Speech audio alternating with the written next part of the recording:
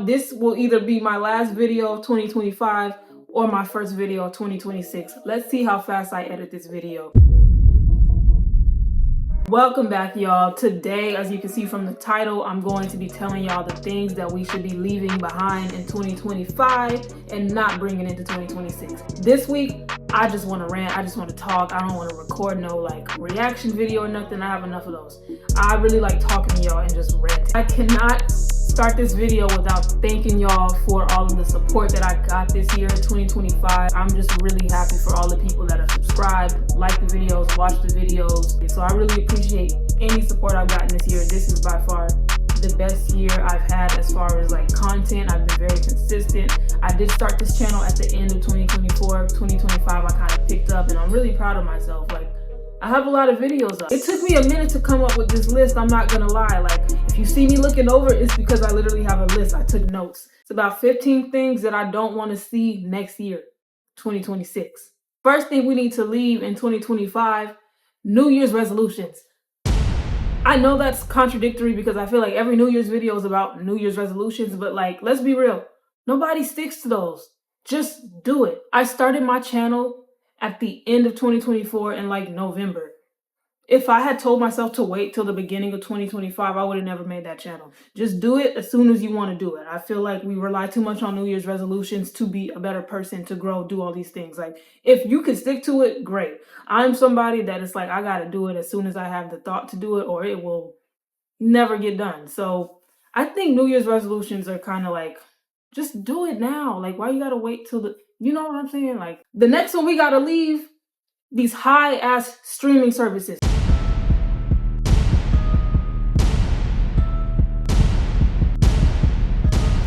Why is every streaming service $20? Netflix, Disney, Hulu, all of them. I swear, Netflix was $10 when I was in high school. I also want to add unnecessary subscriptions. Why is Snapchat charging people? Now, I don't personally use Snapchat, but I think all your memories, you have to have a subscription now to keep those, or they delete them. And you need a different streaming service for everything. And then they take shit off the streaming service that you're paying for.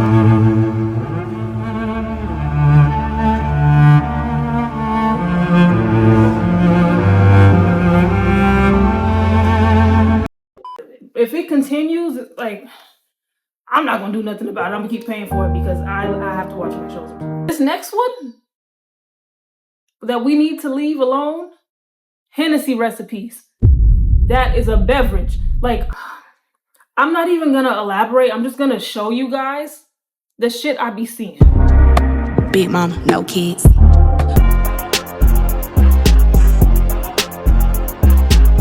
Hennessy sweet potato honey cornbread. That cornbread do look good, but leave it in 2025. Why are we infusing chicken tenders with Hennessy? That is a beverage. Now this next one, it's a love-hate relationship. The hate part comes from I just feel like we're losing creativity, but reboots and live actions. Now there's some good reboots out there that I've watched. There's a Malcolm in the Middle reboot coming out that I'm actually kind of excited for, but I do think we're getting a little too comfortable, especially Disney with these live actions. Why is there a Moana live action and the movie isn't even is it even 10 years old? They just dropped Moana 2, but there's a live action for the first Moana. I feel like live actions are for nostalgic things, The Little Mermaid I get, Lion King I get, but why are we doing live actions of recent movies? And the reboots of old shows, there's this obsession with nostalgia, and I get it, but it's the film industry and the TV industry is suffering because of it. We need new shit. Just because I know how dog people are, this is probably going to be, I guess, the most controversial one on my list. Non-service dogs, non-ESA animals, why are we taking them everywhere? I'm not talking about service animals. Take those wherever you need to take them. It is a service animal, I understand. But if I turn to my right in Cheesecake Factory and see a Rottweiler, I'm going to be upset. Because why does that need to be there? I feel like that's the only animal that we allow with that. If I took my cat to a restaurant, people would look at me crazy. What are you doing? And I love dogs. I have a cat, but I do love dogs. But I feel like we've gotten up to a point where they're attached to people's hips, and they're not service animals. They don't need to go everywhere. Your golden retriever does not need to be at the library. Unless he's a service animal, which usually they're not. People just have taken advantage of it. Maybe it's an LA thing. Out here, you can pretty much take your dog anywhere. Fuck allergies, fuck sanitation, take him to the restaurant. And it's like, whatever, nobody says anything. But it's getting crazy. Why is your dog in the produce section of the supermarket? I don't understand it. Something else we need to leave in 2025 is performativeness, specifically on social media. We see it with politics, activism, like just anything where people jump on a bandwagon and pretend to be more moral than everyone else. And then in their real life, they're not doing that shit. Or they want to hold like a public figure accountable for something they also do in secret. Or like, let's say we find out like someone is like a racist or something, right? Nobody knew. People will find out on the internet the same day, everyone, but judge this public figure that also didn't know because they posted that person. We saw this happen with Chapel Roan. I guess she said she was like a fan of someone.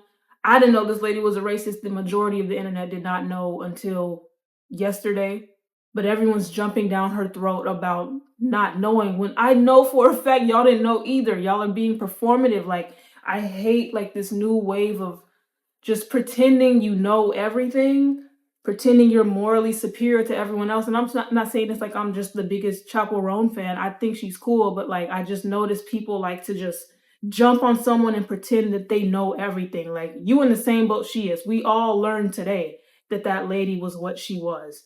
Stop pretending like you're above everybody else and you know more, you're more active in politics and things like that, because y'all are not activists in real life. Y'all do it on social media and then you log out and then you go be a terrible human being. Leave it in 2025. It's so annoying.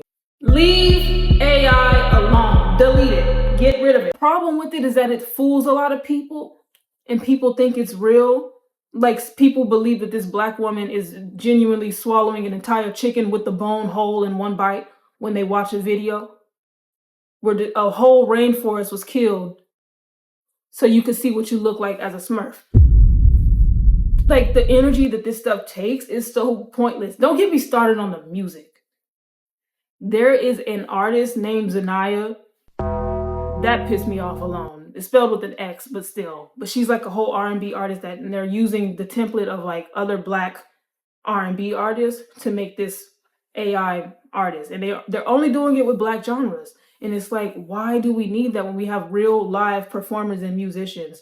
Stop. Like, just ban AI, because I feel like it's going to get to a point, if it hasn't already, where they're just using it for the most heinous stuff and there's not really many laws regulating it right now. I think it just needs to go. Just because all of the resources it's taken up is literally destroying the planet just to fund that. I need people to really understand what it takes to make the shit y'all be making with AI. And like, some of it is funny when you look at it, but it really shouldn't be here because there's a lot of scary shit you can do with it. And a lot of people are low-key too easily influenced and can't tell when something isn't real. So it gotta go. Another trend I hate with AI is when someone passes away and they put the angel wings on them so they can run up to heaven. I saw them do it with Charlie Kirk. People do it with their like grandma and stuff. Like, we're killing the forests and the trees and the ecosystem for that, so you can put wings on your grandma. I miss my grandma too, but like, we don't got to do all that. What is the point of that? And some of these people do not deserve those wings. Now, this next one, I don't particularly have a problem with if it happens to me, but I've seen the way other people react to it, and I think our generation, Gen Z, just needs to be a little more mindful. There is a normalization of just going in someone's face with a camera. Now, again, if it happens to me and I'm at the mall and somebody has like the phone as a mic and they ask me a question, I'm probably going to answer it. It's chill, whatever. But y'all are going up to like older people who y'all need to understand are not from this time and don't understand why a random person is coming up to them with a camera. What y'all need to start doing is asking people first off camera, and if they say yes, then walk up to them and start recording. This new wave of just recording people, it is weird when you really sit and think about it. Yes, it's normalized for our generation, but we have to be mindful of other generations and how that could be weird for them. Like, that's not normal shit. That's very new. How much did you pay for your first house? Who the hell are you? And why are you being so intrusive? That's a rude question. It's none of your business. I don't know you. Just asking like a simple question. And some of them were a little rude about it, but then I thought about it. I was like, they don't have any concept of what that is. They just see somebody walking up to them asking a personal question with a phone in their face. This guy probably didn't ask them beforehand and just walked up to them. It's like you can't expect everybody to be cool with that.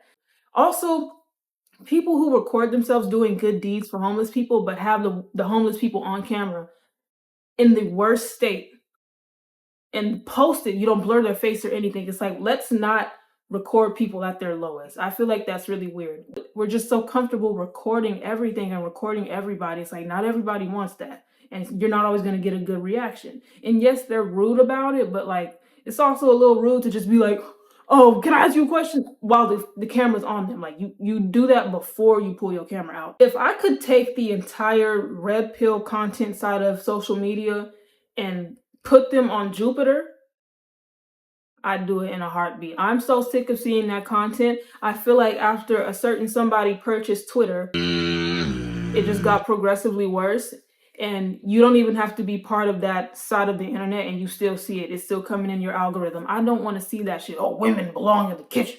Black people inferior. It's like, women can't run this country. What happened to memes? What happened to just regular conversations? All that red pill content that's really affecting like the next generation, it's just gonna get worse. Everyone has access to it. People that don't want to see it.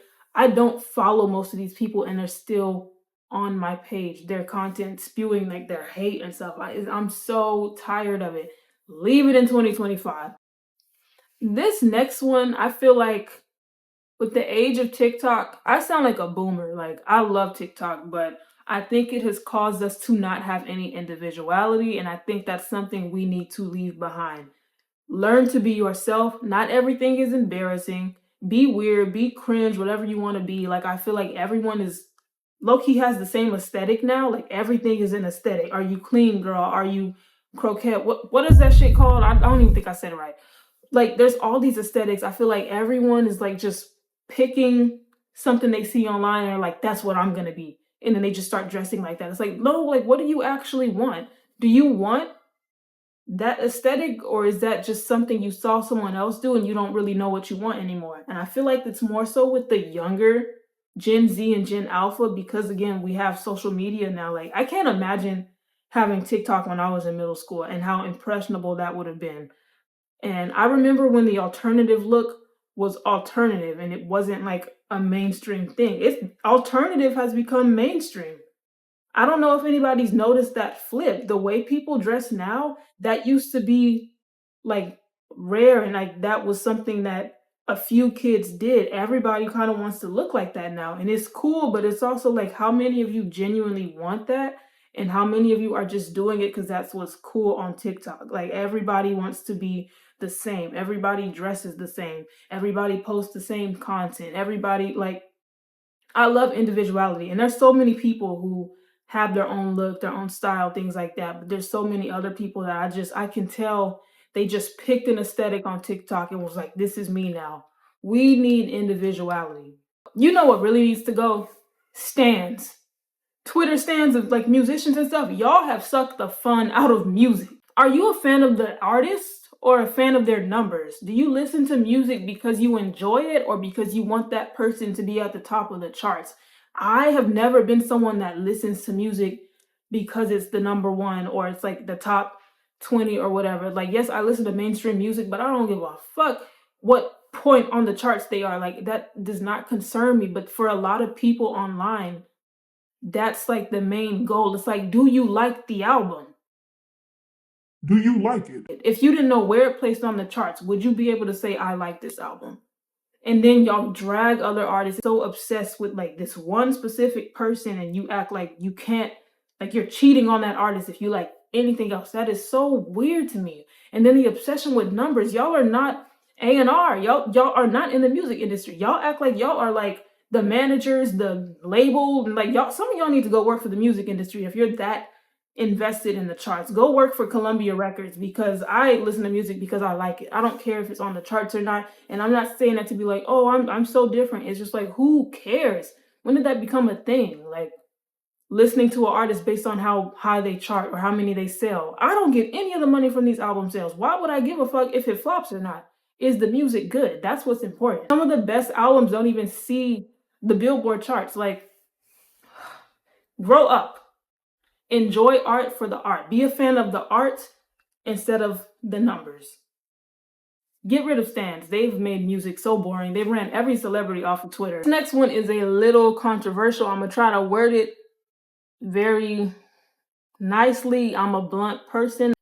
There seems to be an obsession with self-diagnosing and claiming, we'll say, certain labels just to claim something. Now, there's a difference between people who are actually neurodivergent and people who want to place a label on themselves with no symptoms or anything. Like, it sucks for people who really get diagnosed late and actually have it, because some people use it as a trend, and it's not a trend.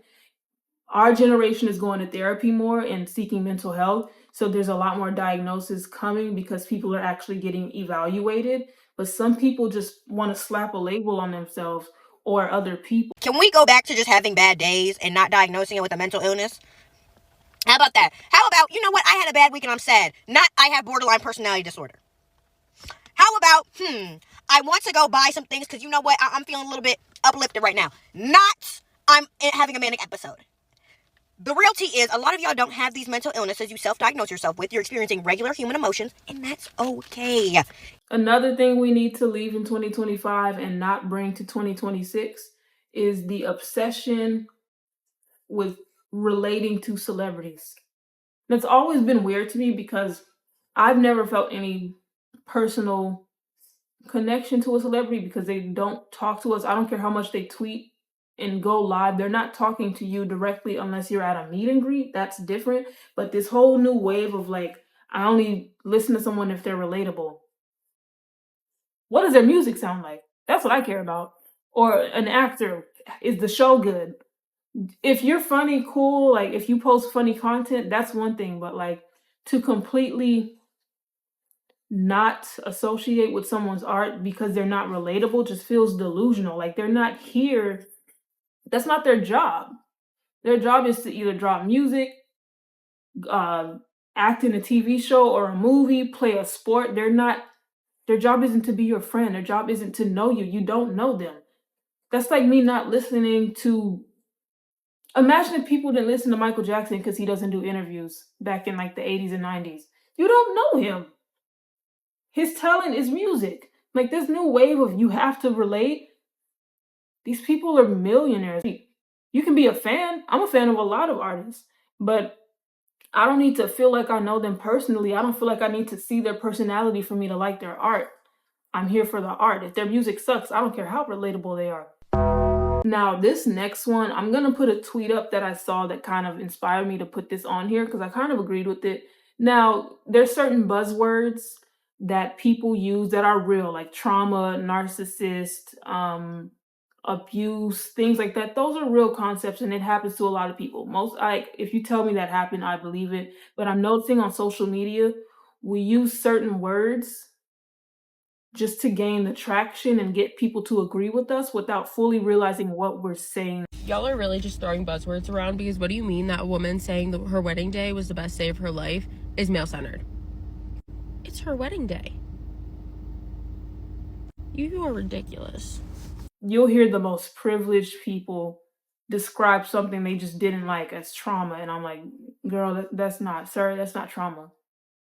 You didn't like that. It made you upset. And I'm not the trauma police. I don't think everything I've been through is trauma. I think some of the stuff I've been through I didn't like it. It was just a bad experience. Trauma really sits with you and affects you day to day. Your parents not giving you allowance isn't trauma. If your parents were financially abusive, that's trauma. You know, like, there's differences, and I feel like we use these extreme words and statements to describe everyday occurrences, like our generation, and we have to stop because it dilutes the meanings of those words. I think psychosis is officially the new psychological buzzword that the internet has decided to make super cool and fun. Why is everything psychosis now? Oh, I think this person's going through psychosis. No, this person I follow is going through psychosis. Guys, don't you think like this person's going through psychosis?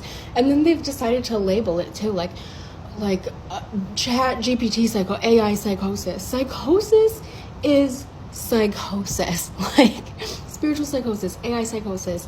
Last one on this list is the gentrification of Black slang.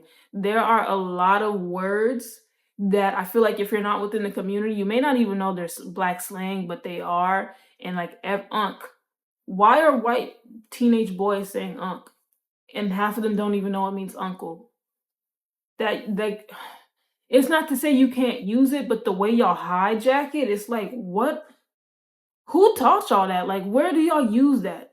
Online? Because I know you don't use it at home. Or like, I'm trying to think of some more that people use, and it's just like, bro, where did you even learn that?